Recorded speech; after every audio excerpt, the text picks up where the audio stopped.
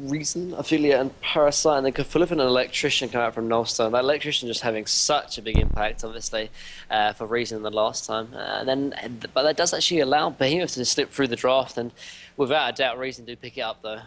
So Nia's got his favourite hero of Behemoth, and I think Nstone should definitely be wary though. Like they sort of valued it so much to ban it, and now it's being picked up the board. Expect big things to come out from Nia. I think that you might be right. I mean, Nier's Behemoth is pretty dang solid. But Pyro going to be coming out on the other side. So getting that old school Magnus Pyromancer combination. And I don't know when you started playing here, Mini Maggot, but when I started playing, that was the bee's knees, man. Back in the day. That was the bee's knees going back into like mid 2009. Old school, man. Magnus Pyromancer, strong. I think that's that. Oh, big man. They're actually right-clicking Defiler, and I would love to see it. The only issue is that, simply, the hero isn't that strong. Like, if you compare it to sort of any other heroes that are sort of similar to it, I mean, I like to compare it somewhat to like a Vindicator. Somewhat similar in terms of sort of laning phase, and somewhat similar in terms of team fights as well. Obviously, the Grave Silence is probably a very, very big part about the Fire's team fights. Obviously, Unholy Expulsion is very, very strong as well, but the hero just seems too squishy in the early game, and then when she does get sort of tank up in the mid to late game, she just seems to fall off because she just doesn't do enough damage. She can't carry hard enough. Say you compare it to like a Swiftblade or a Puppet Master. So I mean, I'd love to see it, don't get me wrong, but I've played it recently and it just doesn't feel the same compared to like a Death Prophet in Dota, if you know what I mean. But if it just needs a couple of buffs, I think, before we can really start seeing it in competitive. I mean, don't get me wrong, it can work, but I mean, it just seems if you want to try something like that, why not pick up a Vindicator, because it's just so much stronger than a Defiler. Yeah, I mean, I'd love to see it. I'm right there with you, but I agree. It does need a little bit more buffs, a little bit fine-tuning. If we want to see it become really valuable. But if B-Kid was here, B-Kid would pick it. I'd love it, mate. What would B-Kid do? What would B-Kid do? I'm getting that bumper sticker, man. Well, B-Kid would probably look at the mirror and get distracted at his own reflection. Oh, man. But, yeah, the hero is strong, but it's just like, the hero's too squishy, like I said, the early game, and then into the middle late game just falls off compared to Swiftblade. Like, it's just Swiftblade or Monkey King or like any kind of physical damage dealers are just so much more impactful. But they pick up the Geomancer though. Geomancer has been picked quite recently, actually, particularly from like the Willowkeeper tree with Boxy playing it, and he does obviously dominate with it. I don't know if we're going to see here as a Suicide Geomancer, but I think that might be the best sort of place for Geomancer nowadays. Because there's a great escape mechanism and doesn't need a lot of farm either. So I'd love to see him in the jungle, personally. I don't know if people are doing the jungle Geomancer yet, but I've been an advocate of it for over a year. I guess it could work, actually, at Arscrafts. I mean, it's sort of similar to sort of Magnus Jungle as well, I guess. Maybe you could pull it. You just gotta run the roaming Geomancer. The roaming Geomancer, and I mean, you get him like level 2 in lane, and then you go jungle or the other way around. And I mean, once you get like level 3, he actually jungles pretty dang fast, and he's an incredible ganker no matter what. Yeah, and seeing as they buff the dig to be 1,000 distance at level 1, it can gank very early on though, so you're right. There we go. I just love seeing him. He's one of my favorite heroes in the game. So really looking forward to seeing the way that he is played by the guys over here at Nstone Gaming. But they're going all in on this pick, man. They want this win. Yeah, I mean, but for Nstone Gaming, though, I mean, look at the draft though. Incredible amounts of team fight, incredible amounts of damage, but it's all magical. Like, Puppet Master's going to pick up a Shrunken Head anyway, and Swiftblade has the inherent Shrunken Head himself with the Blade Frenzy. So they're going to be having a lot of a hard time to actually sort of address the callers from Reason Gaming and actually pick up a Thunderbringer, which is kind of interesting and kind of cool. But I guess there's sort of physical damage coming out from Nstone to pick up the Warbeast from what you got. And, I mean, I think this might work quite well.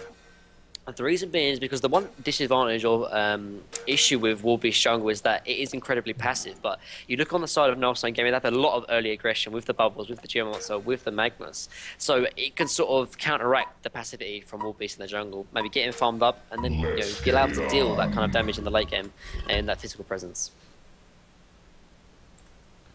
Man, I'm not feeling so hot all of a sudden, Mini Maggot. What's that? Just not feeling so good.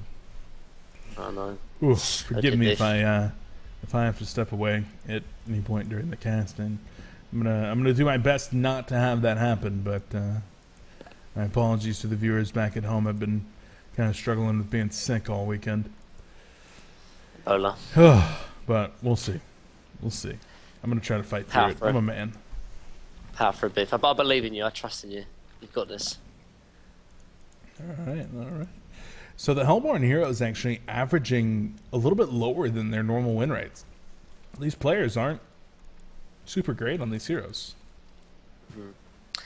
Yeah, I wonder what's the stats for Warbeast actually. I could only imagine it to be very, very bad actually. I'm actually checking Congo, which is pretty doable though with the Warbeast actually, so probably best to check it. Better be on the safe side than losing because of that. Yeah, Warbeast is pretty low win percentage. Do you know what games they were in terms of Suicide versus Jungle? I'd assume Suicide has a higher win percentage than the Jungle Warbeast, but that's just my guess. He's got the new avatar though, that's pretty badass actually. I've got that one. Yeah, I just saw the Hound. And it looks pretty cool. The battle cry is really cool as well. And it's blue, I believe. Like when you go ulti form, I think you turn blue, something like that, I can't remember. So Suicide is 45%, so that's a little bit higher than the normal win percentage, I guess. So still not amazing, but still, yeah. So Jungle is a little bit worse. Yeah, so as expected, I guess. Still not amazing, but here comes the solo mid Thunderbringer, and I actually love this pick. The reason being is because we've seen a lot of solo mids face off against dual lanes, but the one I think unique or sort of X factor that these solo mids have is the ability to sort of farm the lanes, but from very, very far away. You look at Chipper, and now you look at Thunderbringer. He can easily sort of just chain lightning from afar and not sacrifice his positioning, because if he does get out of position, you know, Magnus and then Pyromancer will combo and get the kills. But look at it, he can stand over here on the right side and get last hits all day long, and this sort of does really counteract the ability of this dual lane, because Thunderbringer is going to get farmed, and this Pyromancer and Magnus won't be able to do anything. So I really do like the ability actually, also this draft or pick in this game. I'm liking it, man. I'm really liking it. Yeah, it's looking pretty solid here for the guys in Reason, and they, of course, do rather love going with their Puppet Master carry one more time. Fuzzy Sloth was exchanging some auto attacks with Nier on the Behemoth, but now just going to be digging his way in, doing Geomancer things in the woods, and just collecting that experience. And one thing to know though is that like, when you run a secondary support that's melee like Behemoth, or you're like a secondary support like Blacksmith, when they're going against melee Suicides as well, they have such a better time, because obviously, you know, because they won't be able to get harassed out by the Suicide. But say if this Geomancer was like Bubbles, for example, or something else, then Behemoth would have a really hard time really having any kind of impact in the lane outside of pulling. So it's just something to be noted here. I mean, he is pulling at the moment, but even if he starts maybe harassing, as you said before, you'd be doing a lot better, or be doing a lot worse, sorry, if it was against the ranged hero. It's so good, man. Normally I end up catching those before they go out, at least to the audience, but things are grim right now inside the Casa de Beef, as middle lane it's looking like Thunderbringer in some trouble here. Pyromancer will get the wave off, and one more auto may have been enough. We'll never know. We will not. So they got this kind of dual lane going up here in the top lane actually, with Glacius and Swiftblade. Not doing too great actually. Beefang has been pretty decent at the bubbles compared to the Swiftblade, but if he uses Cell Surfer, he might be in trouble actually. Talking of trouble, DD on Geomancer actually. Yeah, he just pounded in the autos on this Behe. And if he gets another dig stun, this is a dead guy. Thunderbringer's skirting or flirting with death as well actually, but should be fine. I think it's Glacius. It's bad. Yeah, he's dead. There's the dig and the auto, so Fuzzy Sloth showing that he can get it done. Boxy is not the only one. That is true. But yeah, and this is what I was trying to talk about in the draft though. Like, they have a lot of great early game rotation sort of style heroes like the Magnus, like the Geomancer, like Bubbles. And it just allows, you know, Warbeast to AFK farm in the jungle. Like, the one issue with Warbeast is that, you know, he doesn't help his team at all, but his team doesn't need helping if they've got some good early rotations actually, which they have done. Obviously got the first bird with Geomancer. Bubbles getting her a little bit harassed here by the Swiftblade and Glacius, but should be fun in the top lane. I like that the Glacius has been going into the jungle and actually snagging some creeps with that W. But what's the point in Zora knowing that he is going to do the mana regen to actually get it done? Yeah, I mean, I've seen Glacius built so many different ways. I've seen people like max the Aura, leave the Aura completely, max like Thunderblast. Like, there's been so many different builds like this, which is kind of cool because I guess you can build it depending on what your situation is here. I think in this game, like he could easily max the Aura if he wanted to. Like, there's been a lot of heroes that could easily benefit from it, like the Behemoth and the Thunderbringer, for example. Or then obviously he can just max the Q and W if he wants to, in terms of better gank potential. But we'll have to see. Swiftblade might be in a little bit of trouble here. He's taking a lot of damage. Bubbles could man up here. Yeah, he's walking forward. The Shell Surf is going to connect, and he will get the kill. Expected. So, really awkward play there from Zane. Really rare misplay. Like, I don't think Zane ever makes a misplay, honestly, but yeah, clearly showing one there. One of the more consistent guys for sure. But he's going to get first a kill over to Beaverbanger.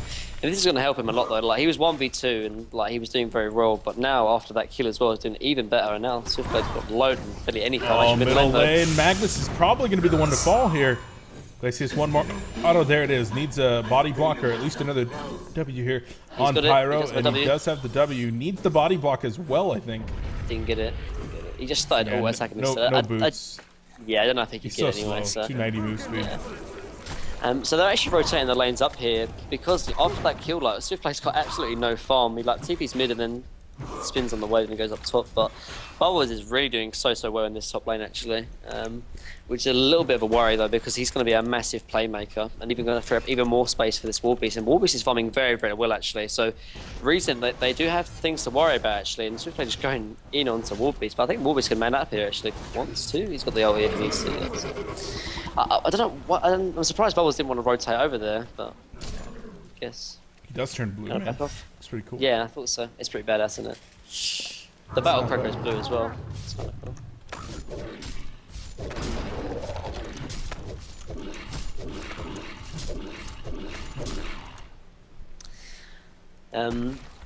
Middle lane though, Thunderbringer might be getting dived again actually. Pyro can hit the stun. There it is.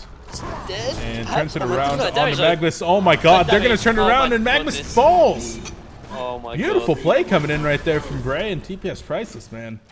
Man, that damage from Thunderbringer is just insane, man.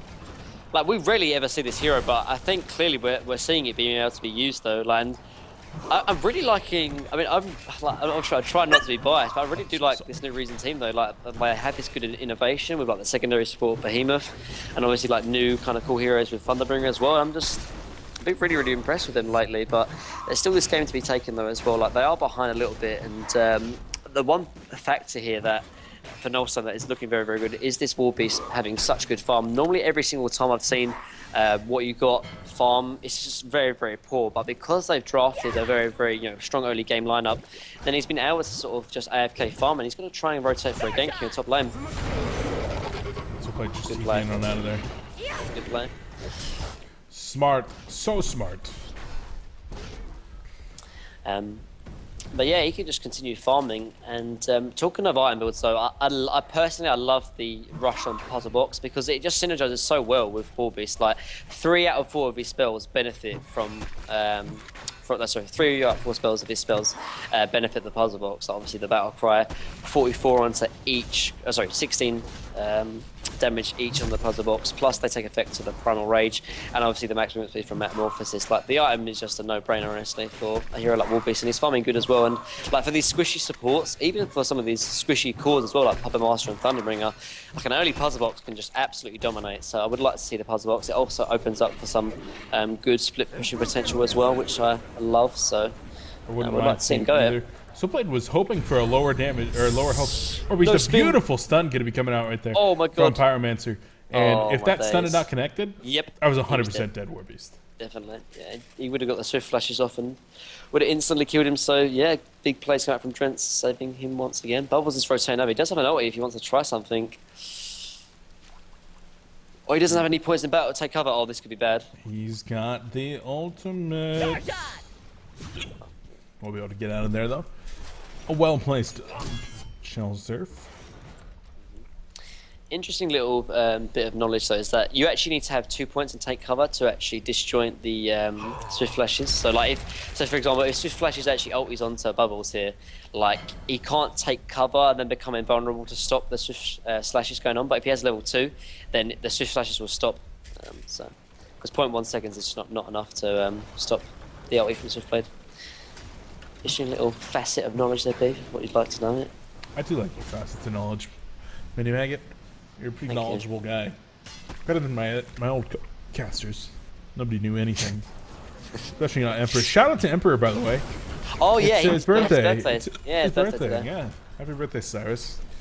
He's well awesome as well. Like he messaged me like a couple of months ago saying, "Oh, congratulations to Hongcast job, man. He's well alright. He's cool, man. He's cool." No, I love Cyrus. He's a good friend of mine. In any case, back into the game at hand.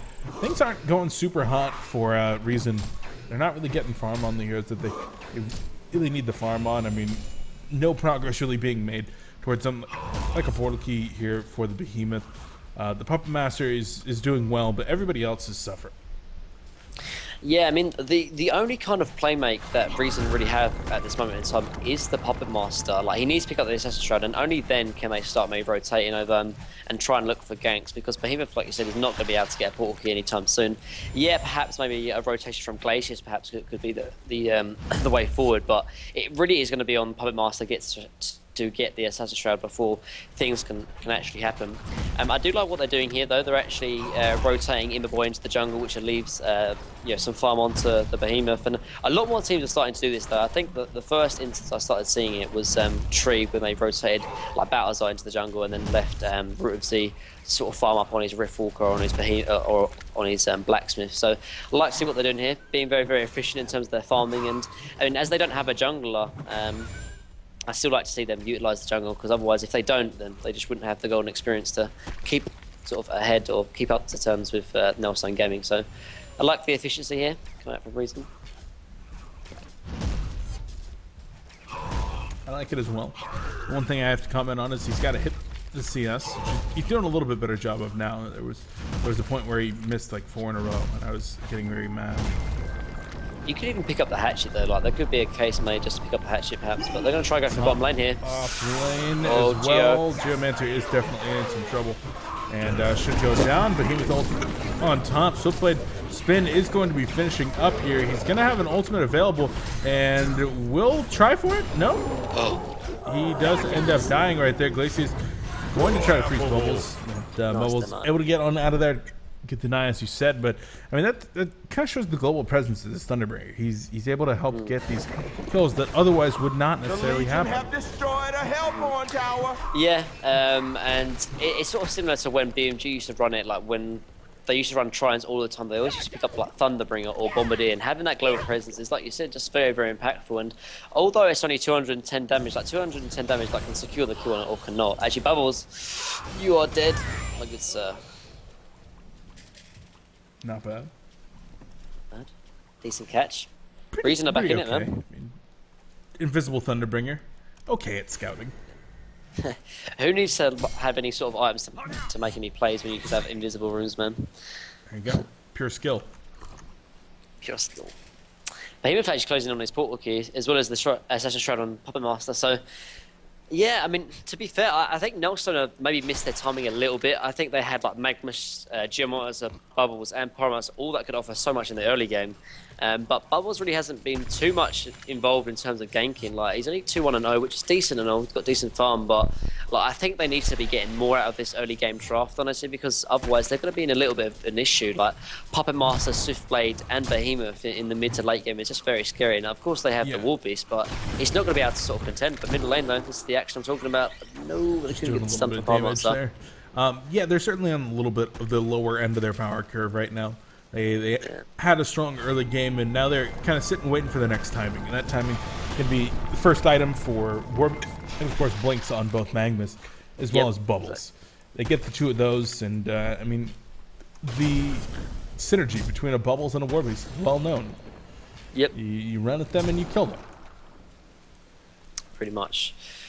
But like still though, I think the issue with this draft is that they definitely need to find a timing before Shrunken Heads picks up on Puppet Master though, because like they simply won't be able to do anything really against Swiftblade. Oh, sub lane though, there's the action I'm talking about. I'm liking it. Bubbles, see look. Oh, he didn't stop. Oh, it was only level.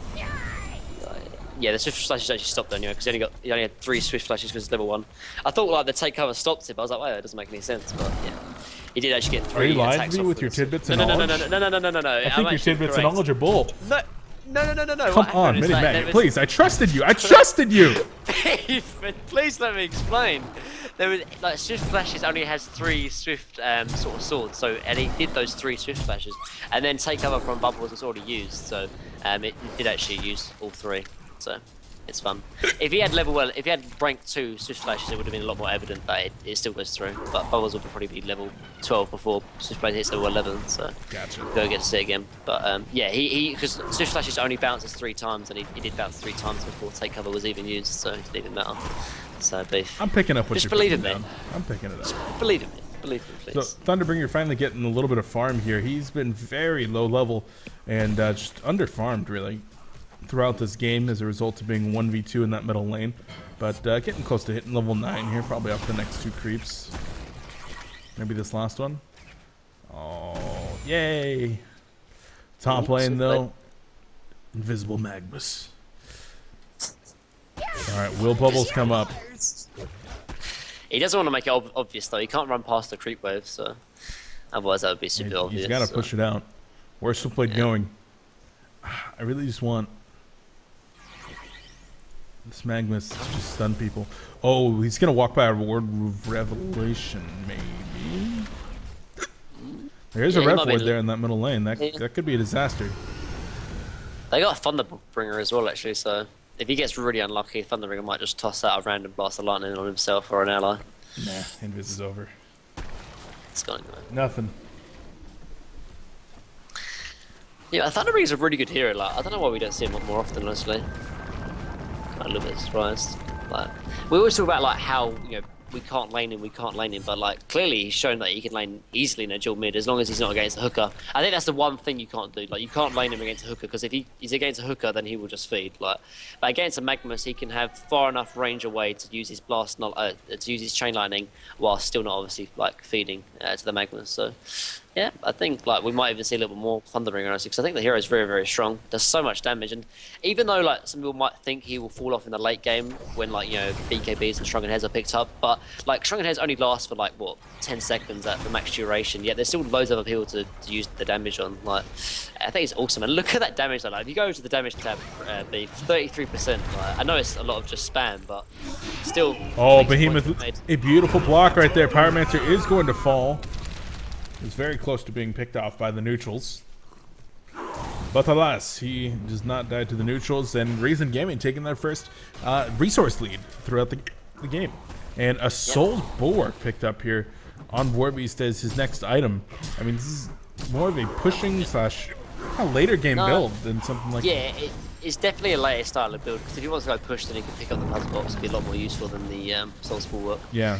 But yeah, going back to that engagement though, like the Blink Dagger on Behemoth and the Decisive Shroud on Puppet Master already making the plays, and we said it before though, like Nstone maybe perhaps have missed their timing a little bit. They've still got another window to hit though, and that's when, or before the Puppet Master pick up the Shrunken Head.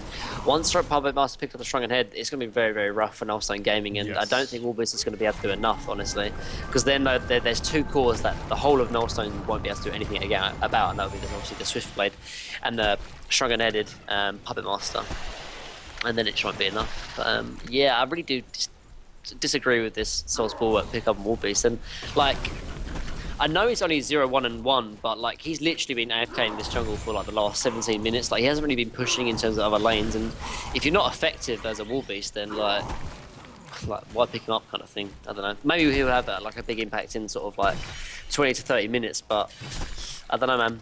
You'd have to be doing a lot of heavy lifting in 20 to 30 minutes. Otherwise, I just don't really like the pick. Yeah, I think I'm right there with you. I mean, finishing up something like a Demonic Breastplate would be great, but that's 3,000 gold down the line. Could have a puzzle box like, 3 at that point. Yeah, and if he picks up like a Demonic Breastplate, yeah, it's a great item, but it's not that amazing actually 18 minutes into the game, because you don't even hit that hard anyway. Like, it'd be a lot more effective in terms of just raw DPS to have more damage on yourself than to minus the armor of the enemy team.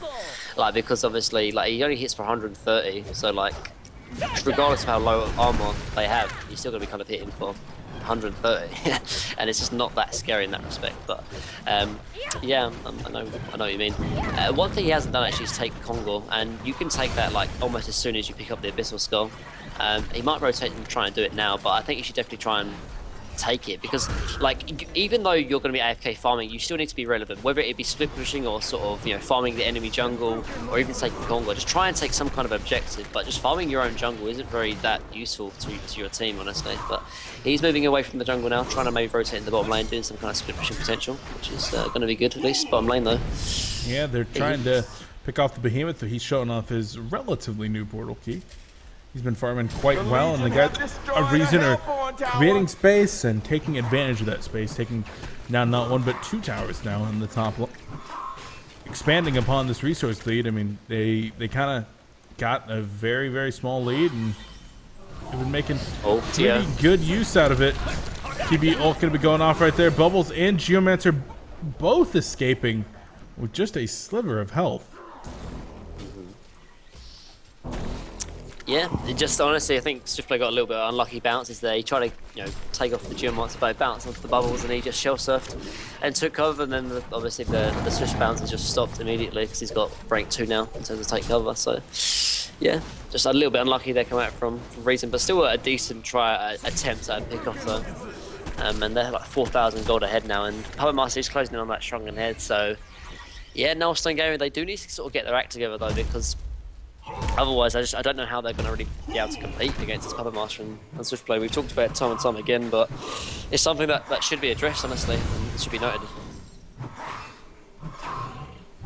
Those gold efficiency numbers staying pretty dang strong here for the guys at Reason. Although a lot of that appears to be coming from towers and kills. Not necessarily farming creeps as effectively as the enemy team. Yeah, but I mean, you have to sort of factor in, obviously, Warbeast AFK farming the jungle. Oh, Pyromancer misses his combo on Glacius. Pyro will fall, and now Bubbles could be in some trouble as well. I was like, why is this blue guy not engaging the Bubbles? That's an illusion. Makes a little bit of sense, and Magmas as well as Bubbles looking like they want to make something happen here. Nera's going to go ahead and try to get a kill on the Puppet. A blink forward and an auto might have been enough, but no, not going to go for it. And a tower deny. Where was that? In the lane. Mid tier 1? Swiftplay, yeah, Swiftplay was pushing mid, and Warbeast just came over, and Swiftplay didn't want to dive the tower, so Warbeast just denied it, put simply. I would like to see Warbeast try and take Congo though, like the tier 1. I mean, maybe it's because the tier 1 tower mid is still up, and he doesn't feel sort of safe to start taking Congo if rotation's mid lane though. Swiftplay. A big eruption. Swiftplay going to be trying to spin on out of there, and it looks like he should be able to get out. Yeah, good Glacius. Icy Prism there. He was definitely dead. He didn't go, but yeah, decent rotation from TPS prices. Like, that's one thing about supports that are really, really important, is like knowing where you should be like before any kind of engagement happens. Like Glacius was rotating mid, like almost expecting a gank like that to happen, and then he's just there at the right time. So he needs to just TP on out right now. Yeah. He should have TP'd instead of breaking that coil. I think he might have actually made it. Normally, like as a rule of thumb, you always want to break coils at level 1 against bubbles, but level 2 and 3 you want to sort of, yeah, like you said, either TP out or stay in the coil, because it's almost like mathematically like you'd be stunned longer than if you waited for it to to sort of disappear, kind of thing. If that makes any sense.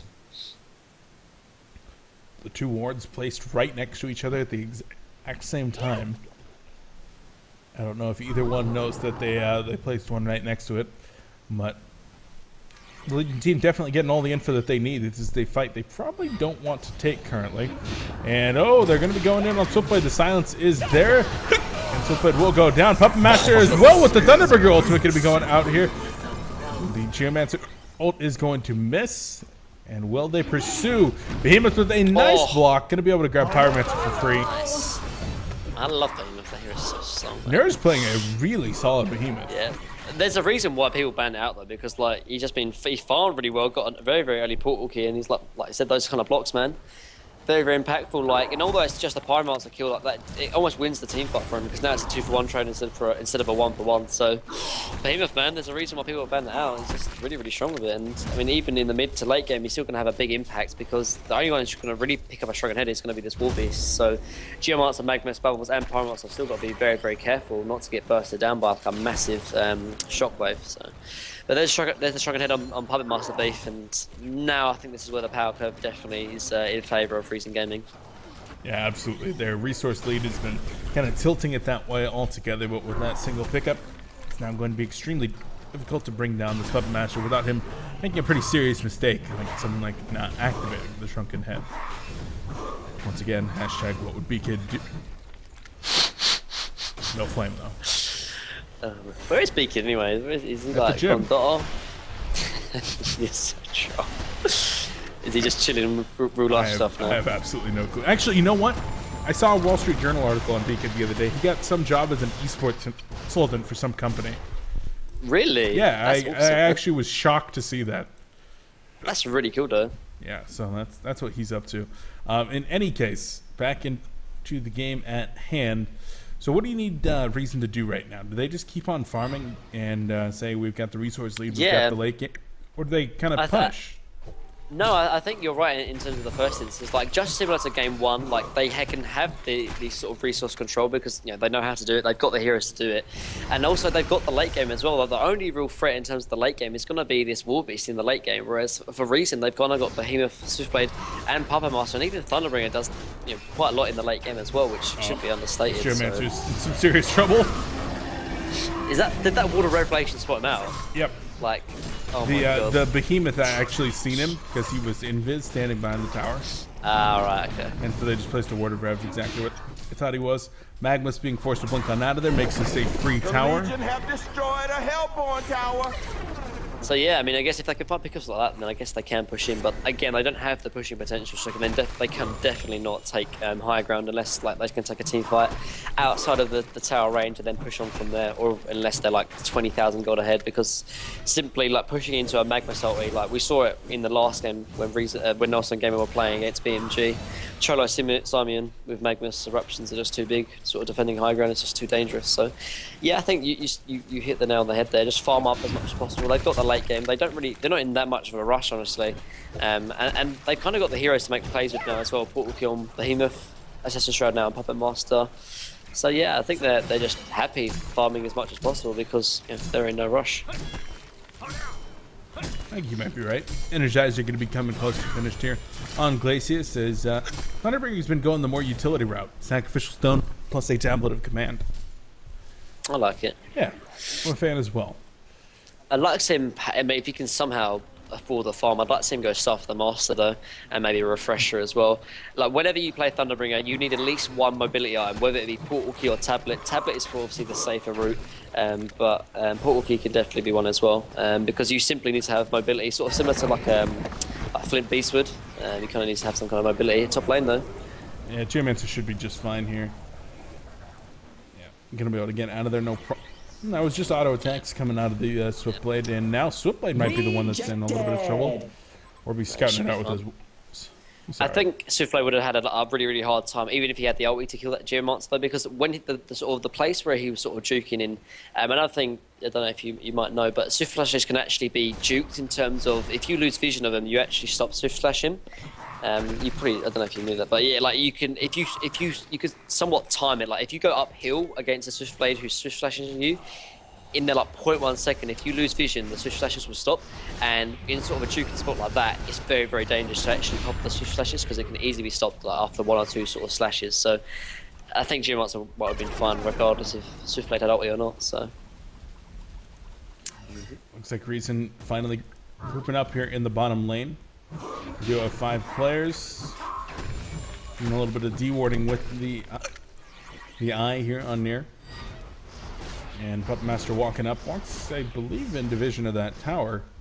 Maybe not. They are going to go ahead and find the bubbles. There's Thunderbringer ultimate going to be going out.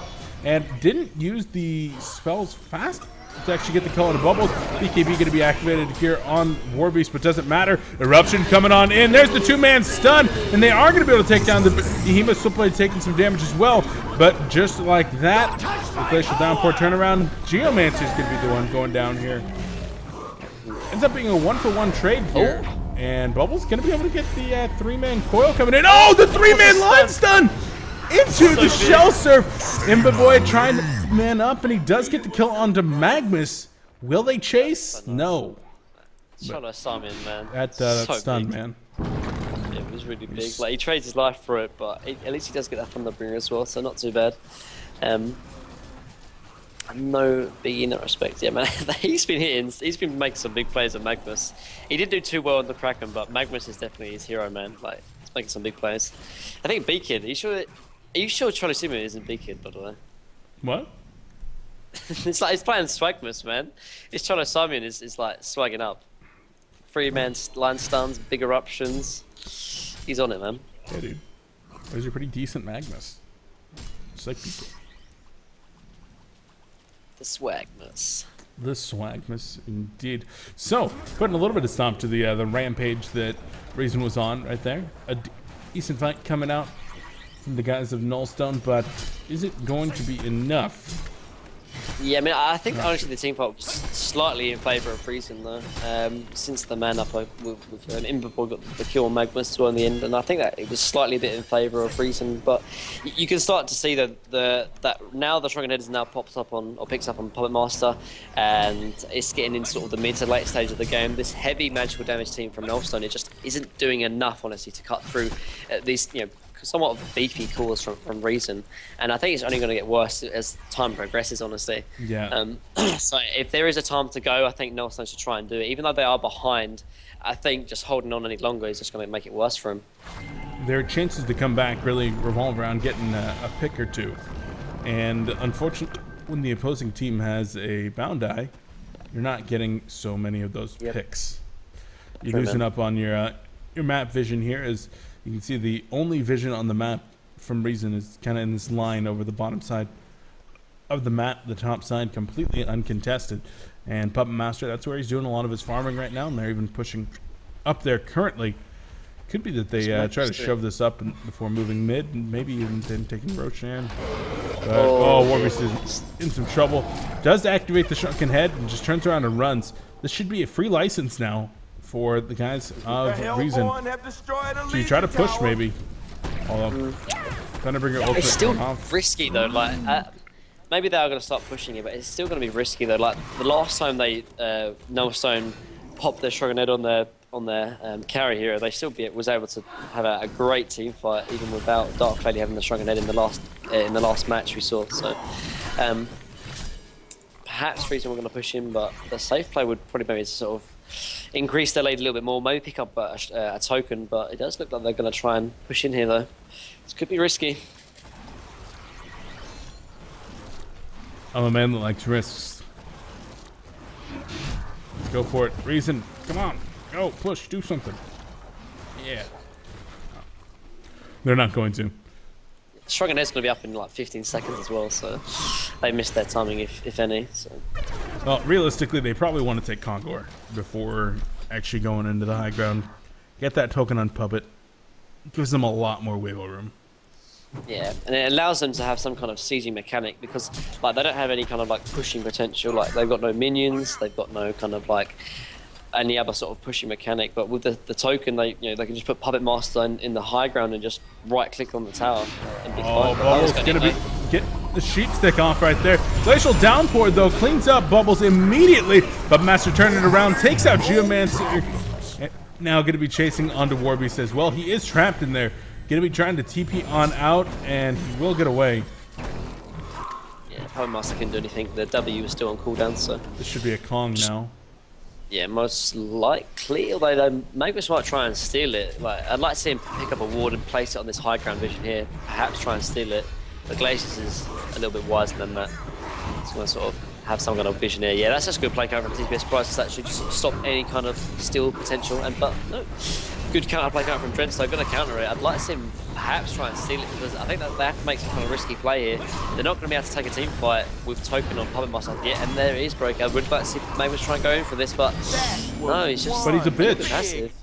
Yeah, like now they've got Token on Puppet Master, like they will not be able to take a team fight. They're losing team fights 5v5 without Token, but now with Token, like it's not looking good, man. It's not looking good. No, no.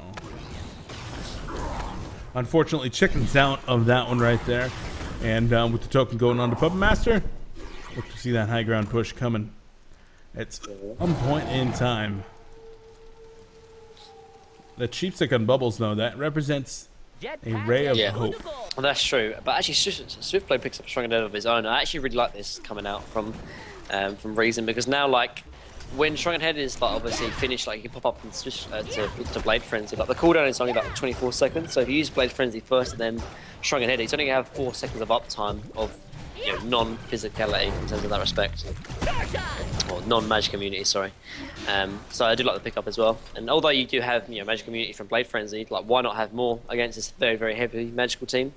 It's just gonna be even more useful in terms of team fights. I think it makes sense.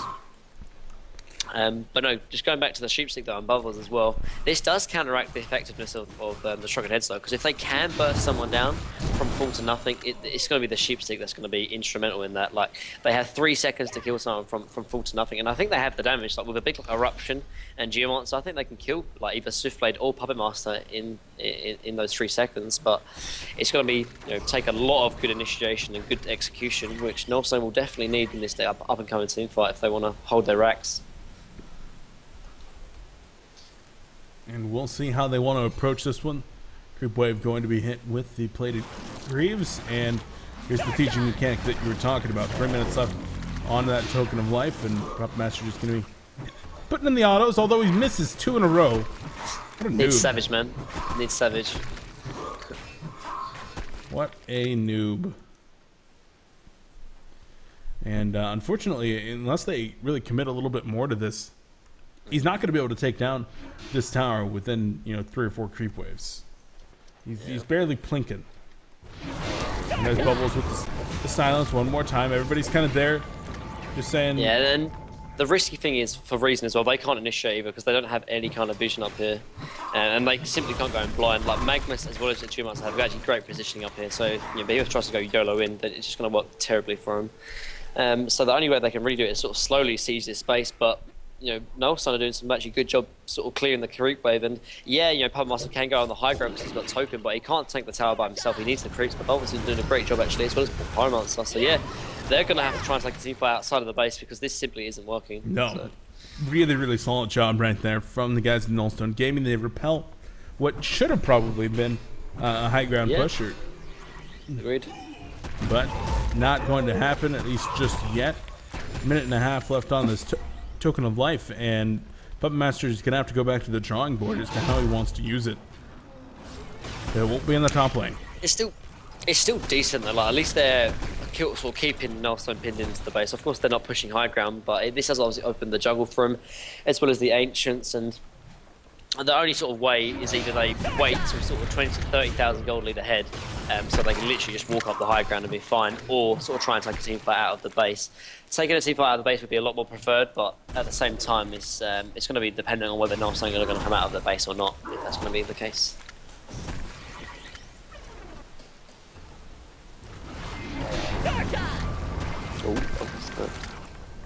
I thought that was almost going to be an attempted kill, but no.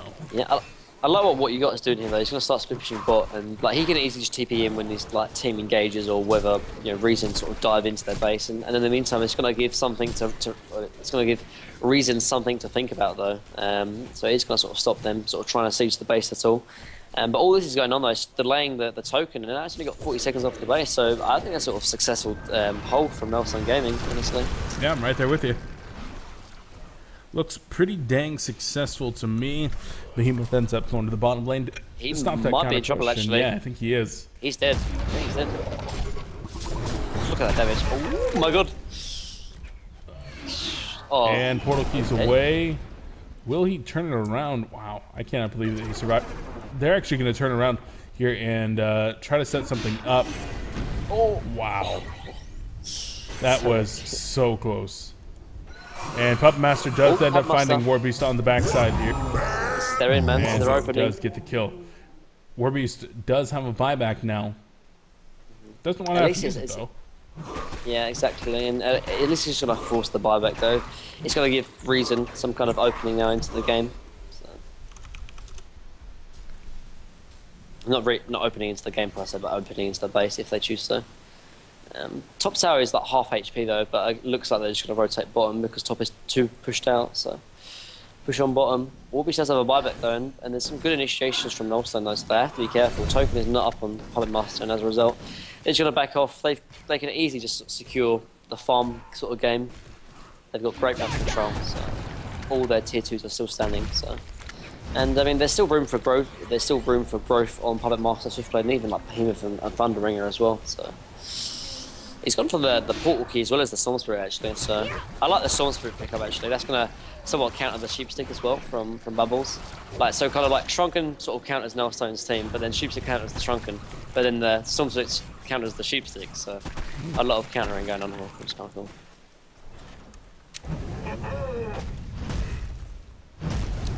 And like when you have like a portal key as well, like Storm Spirit is just so much better because you can have that instant sort of defensive capabilities. Like if you don't have the portal key there, like I mean Storm Spirit is still good, but it's just made 10 times better with the portal key now because it could be instant. But there's the Savage Mace though, so there's at least some way of seizing the base. Behemoth's gonna die to neutrals. Nope. Lived at like 3 HP. I guess he still had the power supply. I was just watching that though, man. He was got some balls on him. What if there had been a dog there? What if there had been a wolf that attacked him once?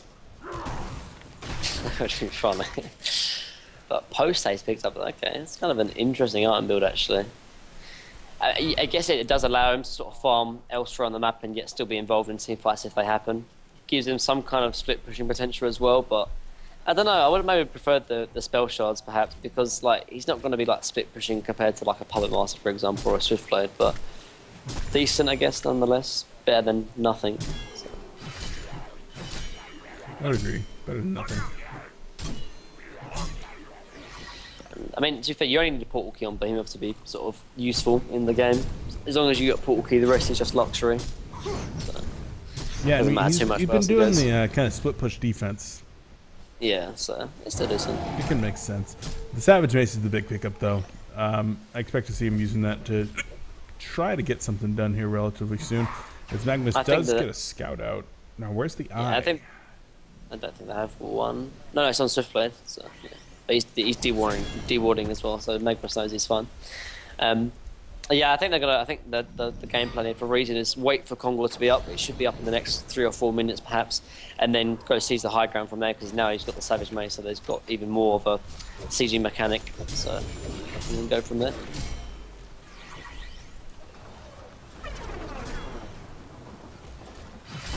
Some point just cleaning up these creeps here in the middle lane. The vision control is pretty much entirely in favor of Reason Gaming at this point. They've been using that eye to a good extent, but that's a mistake, man. How did these creeps just backdoor?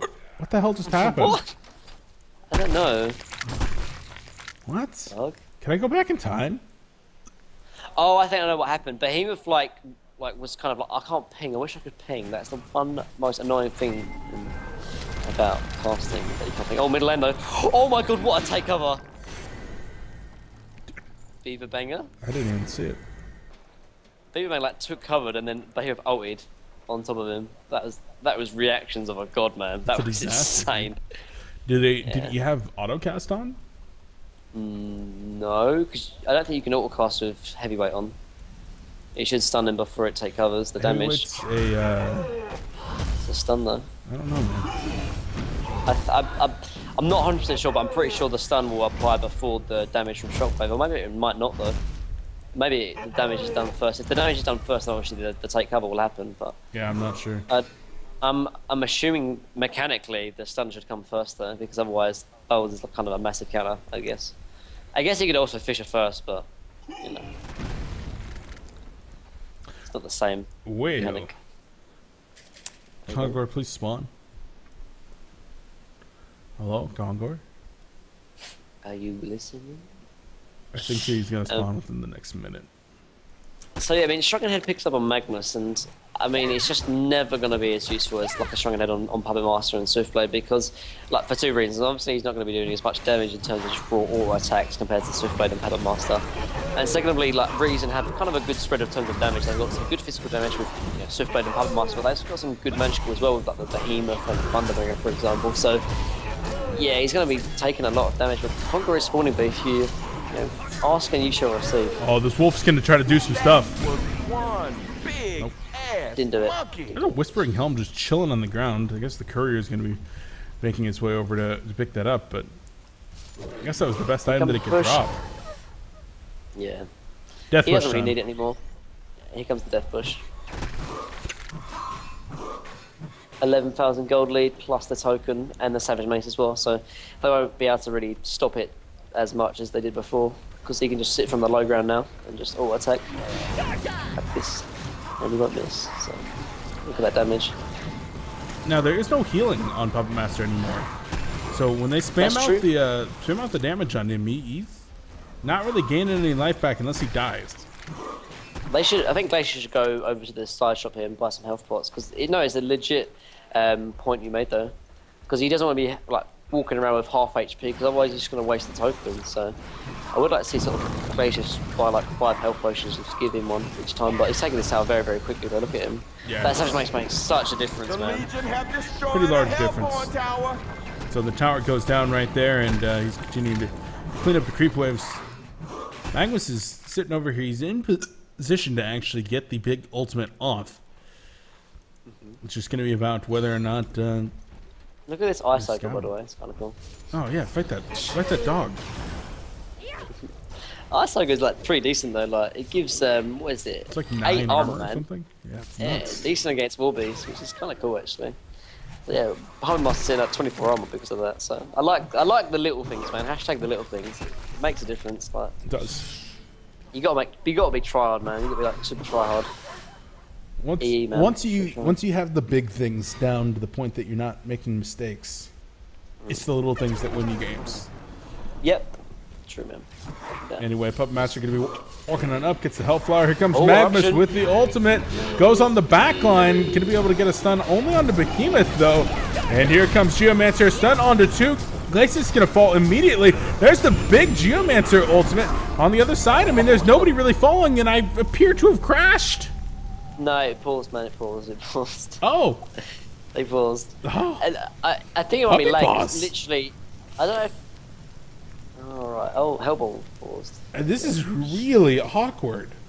Man, they have some sick initiations though there. Like stun onto 2, then follow up with eruption on top of the crystal field from Geomancer. Like, yeah, okay, Puppet Master has token, but clearly the sort of positioning from the rest of the Reason team was just too close because, like, when you have token, the best way to sort of engage in terms of sieging the base is bait out your carry. Like, let the carry do the damage, they can do chip damage, and if they go on the Puppet Master, then you engage after that. But if you're in a position to get initiated on by Nstone, then you're out of position, put simply. Swiftblade didn't even get the Shrunken Head off, and I mean, Nstone, obviously they don't have the greatest late game, but if they make initiations like that, it doesn't even matter Yeah, what absolutely. stage of the game it is in. It's about damn time. Absolutely. So we'll see if Imba is going to be able to live that Shrunken Head with just expiring. He's going to come back up right now. He's got the cover only from. What's your beard? Wow. Double tap. No living there. I think he should be dead as well. Oh, stun. Oh. Yeah, stun. No. No mana on Pyromancer, and I think cooldown on Dig as well. So in any So, case, yeah, still decent 4 hold. for 1 though. I mean, amazing hold. Yeah, amazing hold actually. They did obviously lose their tower, but again, I think that's on the rest of the reasoning team honestly, because like Puppet Master can be that aggressive because obviously he's got token, and if they go on Puppet Master, then obviously the rest of the reasoning team sort of follow him up. But if they're in a position to get initiated on, then they simply have a positioning like they need to sort of be back, sort of even behind this kind of hill here as well. I mean, they've got like mobility themselves. They've got Blink Dagger on Thunderbringer. They've got Blink on Behemoth, and like Glacius has like Striders and Energizer. So like they can be a lot further back and still be useful in terms of if Puppet Master does get jumped, for example. So Just be a little bit careful next time in terms of the positioning, and they should be fine. But yeah, again, great initiation from Nstone. And again, though, Cholo Simeon, man, just making plays, keeping his team in it for now.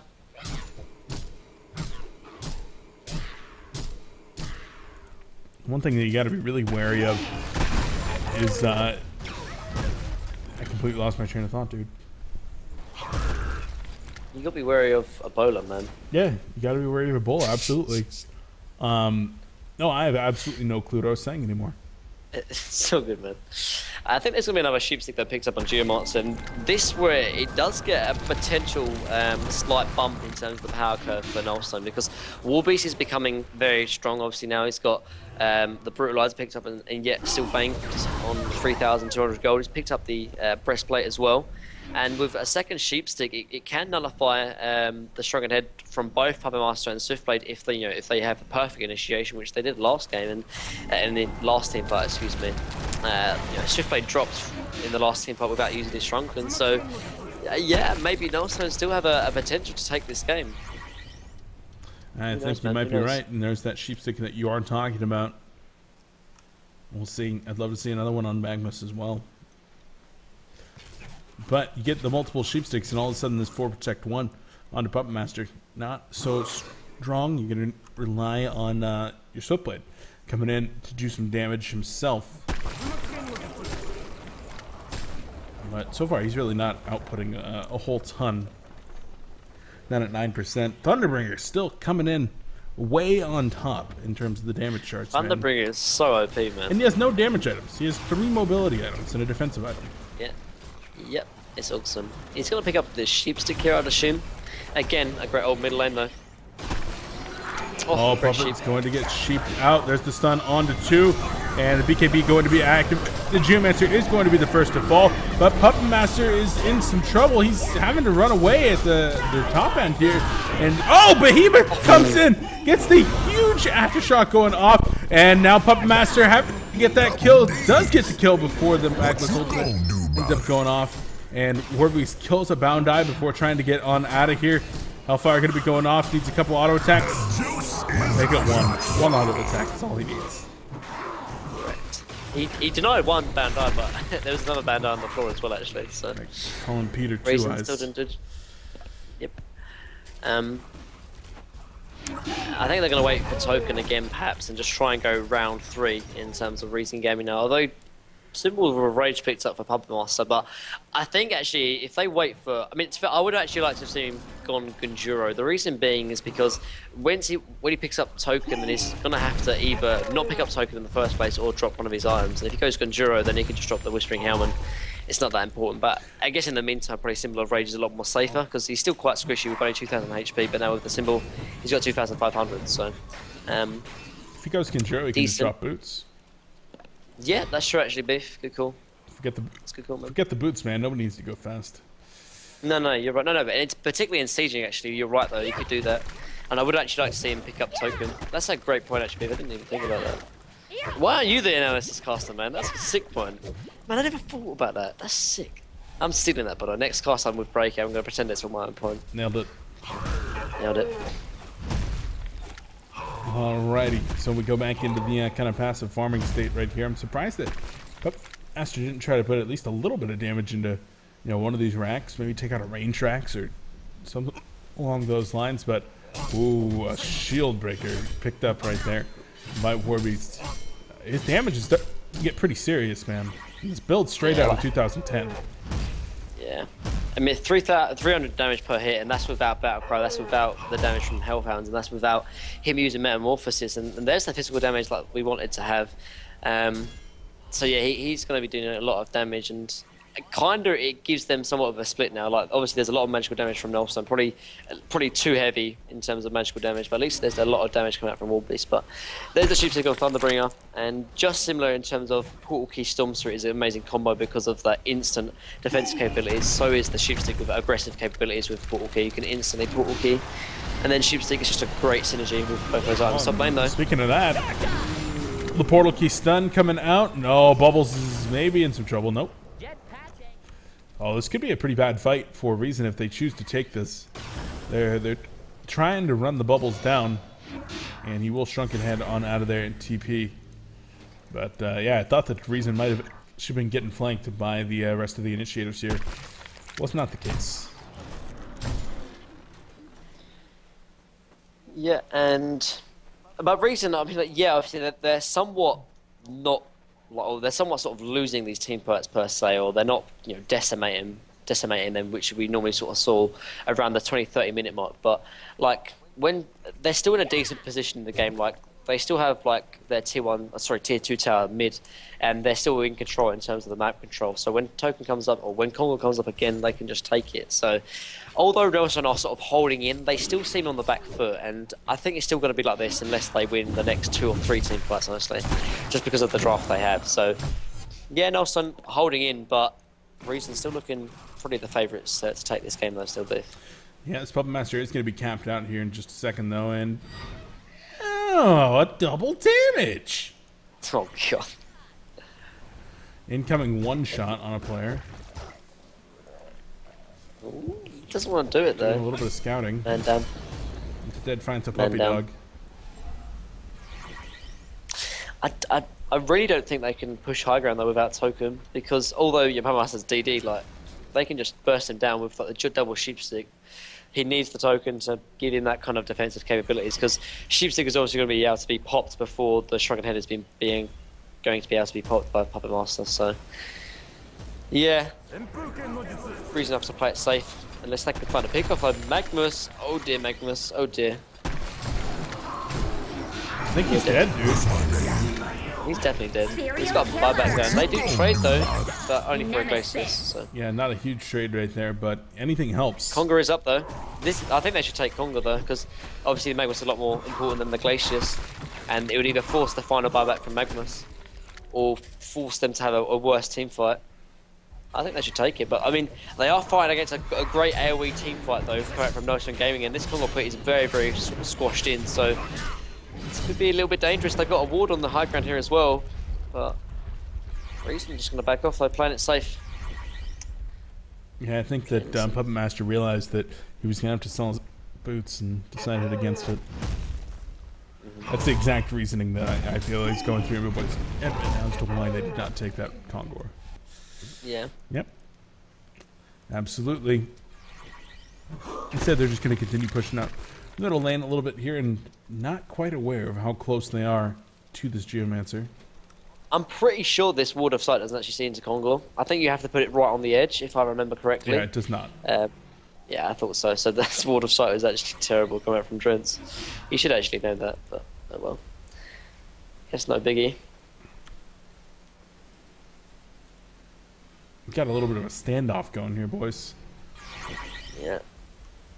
They've got eye as well. Puppet Master has to be a little bit careful. No, it doesn't want to go.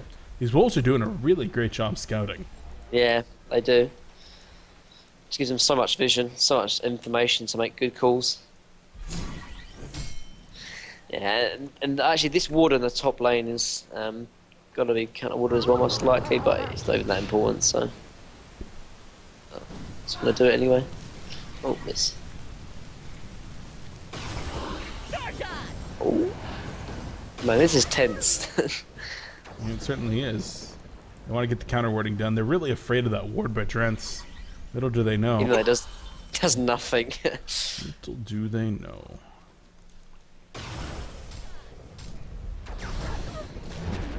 Tanking Conquer now as well. Oh god. Questionable plays, like. Yeah, very questionable. They do have the double damage bottled up in an Ion Stone though. It's pretty neat. Yeah, that Iron's so strong, man, but no one ever picks it up for some reason. And gives it to Swiftblade as well as Puppet Master. Nope, just Swiftblade. I like this. They're going for it. They don't need to have Conquer actually. They can actually push on to Rax. But the rotation from Nstone nonetheless. And then they go back into Congo. This is ridiculous, man. They're playing a pretty serious game of cat and mouse. They actually are. Oh, bubbles. That should be fun. I mean, realistically, like in terms of actually what they, yeah, I mean, what they need to do though is they need to get vision over on the side of this sort of hill. Obviously they have Bound Eye, but they need to kind of sort of vision up in here because they can't take Congo from the low ground. They need to have vision on the high Here ground. comes the Energizer. I think they're going for it. Oh, they're just killing wolves. Like if they go up here, like they're going to be fighting into no vision, and that's why they kind of need vision. But at the same time, I think that actually the play they should make is rotate. I know it sounds ridiculous, but if they rotate 4 of Reason up to the top lane, hopefully bait out all of Nstone Gaming's teams from the top, and this will leave time for Glaciers to go and ward up here, and then from there they can maybe take a team fight. It's kind of ambitious play, but it's the play they need to make.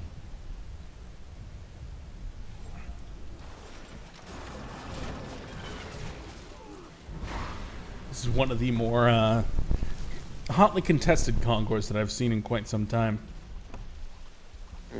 And they're moving up. Oh, they want the vision. Maybe. Oh man, sorry. Oops.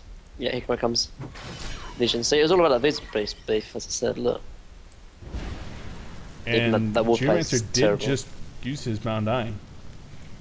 Like now they can sort of defend this high ground. Like good vision actually come out from TPS Priceless, because now they can sort of take Congo and sort of guard this vision. Yeah, this one's gonna get dewarded most likely. Yeah, most likely, but it doesn't matter. Swiftplay, they don't even know if Congo is being taken or not. So it's honestly great rotation to come out from Reason actually.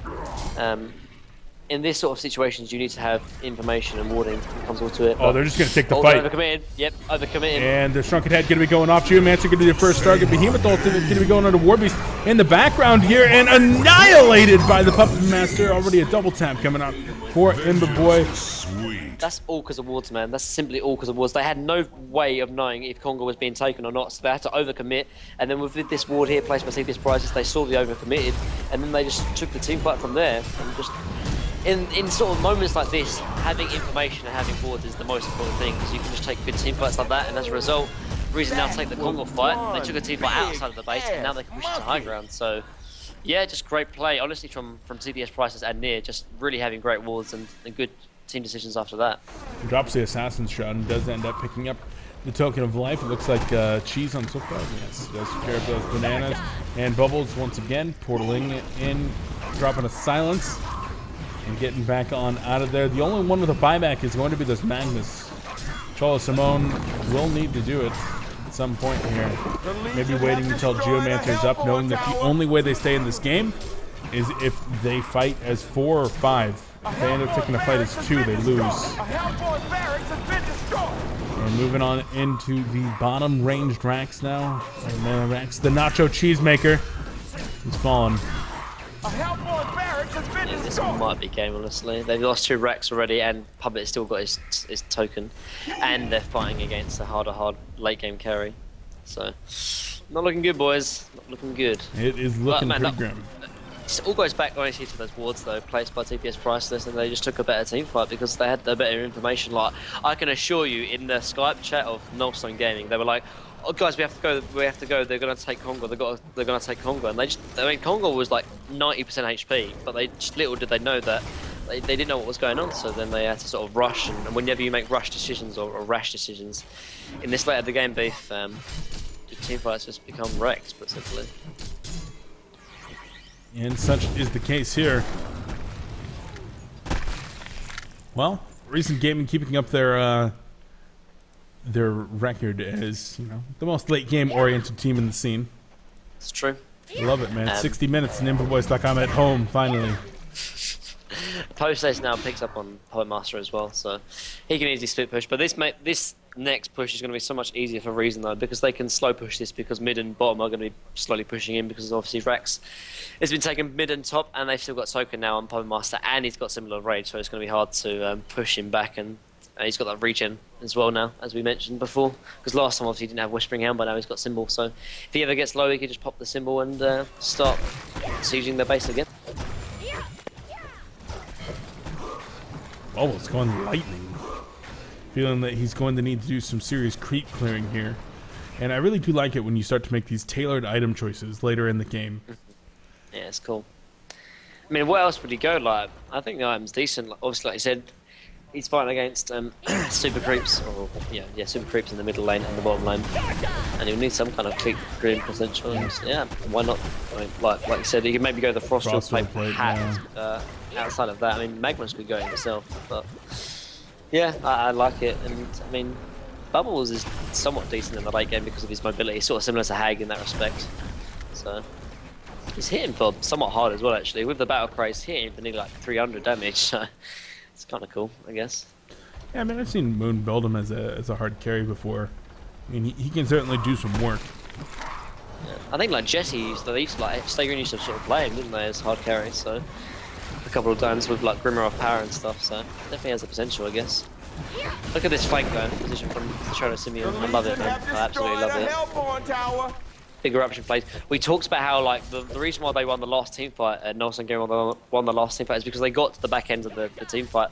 They got to the the supports. They got the glaciers. Oh, here comes the courier. Oh my god. And it's just a shroud. Yeah. Oh, they see him.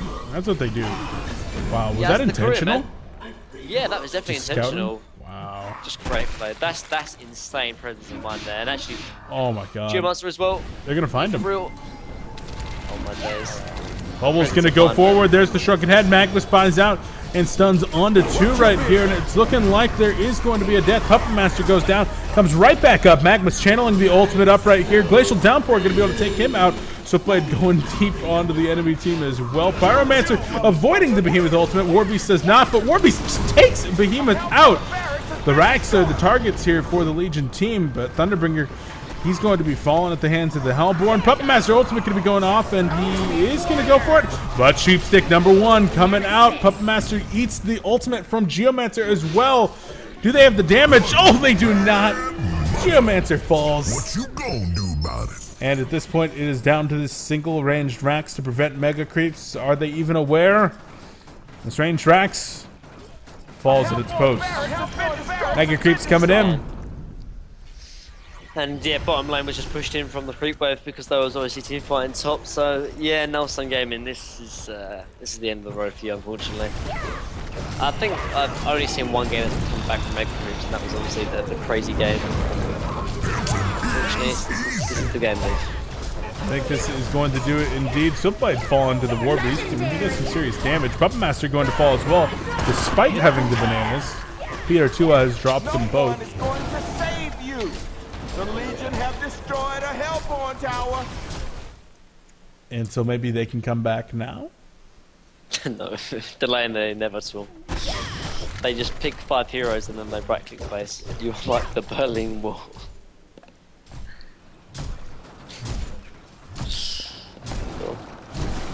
Firebrand picked up on Glaciers now as well. There you go, the old mobility Glacius. Energizer Striders and Firebrand. TP. All you need to know is the Storm Spirit, and he'd be like race car. He's really max hasted speed. I think if he has the full Geomancer's Bane and the Storm Spirit, I think he actually might be close to max movement speed. Because I think the Firebrand only gives, what is it? Firebrand only gives 10%. It goes to 14. 10%, but yeah, exactly. So. Oh no, it doesn't. It still was 10 both ways. I didn't actually. I thought 14 with the Frost. Sure. 16 with the Unbringer. That would be one. Noob. Sorry, Biff. Yeah, he needs Dawnbringer plus Storm Spirit, and then he'll just be wrecking. I think just Storm Spirit would get him to max. Would it? What is it? 484 plus. It's 10%, right? 10%, yeah, so that would be 48. So yeah, would Dawnbringer. Oh, Dawnbringer, boys! We're in, boys. We're I in. guess we're not done with this one yet. It's never over. If there's a Dawnbringer or Doombringer in the game. Those two names are too Dawnbringer and similar. Doombringer. Yeah, I was gonna say Dawnbringer and Doombringer, man. They need to like call it something cool like Chaos Bringer. There it is, Chaos Bringer. Yeah. That's Chaos Bringer, the bringer of chaos. patent pending, man. Patent pending. Sounds like some shit you'd do on South Park. I actually love South Park, man. That is so funny. That Ebola episode. I haven't watched it. I don't really watch South Park. So fun. I haven't watched in like probably close to 10 years. This Bubbles is they're doing it, man. They're doing it. They're holding off these creeps. Bubbles just like pew pew pew pew pew. Sold his portal key to get an assassin shroud. He does not hit super weak. What is his middle lane? Alright, the retrain is on the way. Got couriers. Choo choo. Oh jeez. Oh, there's a freaking double damage again. Choo choo. How did none of these couriers have a bottle? Don't know. Well, I think they're reaching their final destination here. End of the line. Here comes Puppet. Gonna get sheeped out though. Thunderbringer gonna pop off his ultimate. Behemoth not able to get his own portal key off before ulting. And they're just gonna drive him into the well, herding cattle at this point. DD and Puppet Master. Oh, Warbeast though. Oh, Warbeast just annihilates. And Puppet Master might die in that stun, and he will. Geomancer ultimate gonna be taking out Glacius, and down goes Thunderbringer as well. The tower will fall. The Shrine's starting to take some serious damage here. Yeah, I mean, with the Doombringer, like, they can win team fights, but it doesn't even matter at this point because they can't get out of their base. Like, unless they get racks in the next 5 minutes, like, they're just going to get overrun by these mega creeps, put simply. Magnus almost died to megas. Well, they're trying though. They're pushing. Bubbles and Warbeast are going in. They certainly are. Puppet buys back. They'll be able to clear out this tower pretty dang quick like. The courier train's coming in, man. Warbeast falls, Doombringer on the ground. And Bubbles is gone as well. Where'd the Doombringer go? So weird, no one took it up. Thunderbringer's like, I'll take that, thank you very much. Yes. Thunderbringer now hitting nearly more than the Puppet Master. Oh, he is hitting more harder than the Puppet Master. Just barely. Give us that to Doombringer. Oh, these guys are trolls.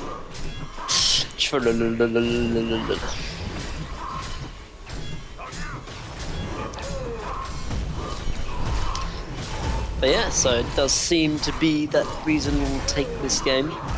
They've had a really great shrine, honestly.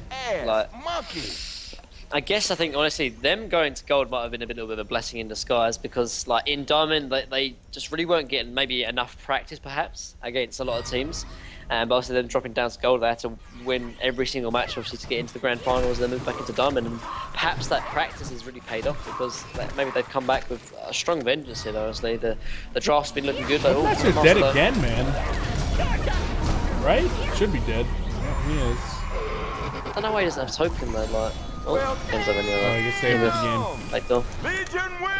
In any case, might have been a little bit more extended than we were initially led to believe, but the guys from Reason Gaming make a show of it, finishing up there with a very, very strong Puppet Master, and they take it 2-0 over the guys from Nstone Gaming, proving once and for all that EU is greater than NA. Congratulations. It's true. It's true. Congratulations. So they're going to be walking away with not only that $1,500 first prize, but of course 5 headsets from Plantronics. Nullstone as well as BMG will also be getting some sweet Plantronics swag. And if you guys want to get some stuff of your own, make sure you head on over to rounds.com/liverounds and try out the new video chatting service for gamers. It's pretty fun to play around with and get linked up with the guys that are in your games. And you try that out, you can win your own Black Legion Alt Avatar pack. They're giving away quite a few of them. One more time, that's rounds.com/liverounds. Big shout out to Live Rounds, as well as Overwolf, Plantronics, and of course Heroes of North for putting together the 5v5 Cup number 8 with all those sick